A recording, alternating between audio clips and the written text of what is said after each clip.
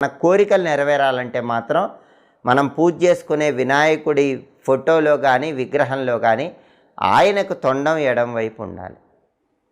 ఆయన విగ్రహంలో ఆయనకు తొండం ఎడం వైపు ఉంటే కనుక మనకు పూజ వల్ల అద్భుతమైన శుభ ఫలితాలు కలుగుతాయి. కాబట్టి 2025 ఆగస్టు 27 వినాయక చవితి సందర్భంగా, ఆ రోజు వినాయక చవితి బుధవారంతో కలిసి వచ్చింది కాబట్టి ఆకుపచ్చ రంగు వస్త్రాలు ధరించి పూజ చేసుకోండి.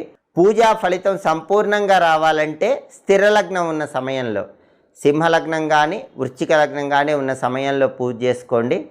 అదేవిధంగా ఆయన విగ్రహంలో ఆయనకి తొండం ఎడం వైపు ఉండేలాగా తీసుకొని విగ్రహానికి పూజ చేసుకోండి. సంవత్సరం మొత్తం వినాయకుడి అనుగ్రహానికి సులభంగా పాత్రులకండి. ఎప్పటికప్పుడు పండుగల సందర్భంగా పూజలు ఎలా చేస్తే అద్భుత ఫలితాలు లభిస్తాయో తెలుసుకోవాలనుకుంటున్నారా? ఏ పండుగ వచ్చినా ఆ పండుగ రోజు ఏ సమయంలో పూజ చేస్తే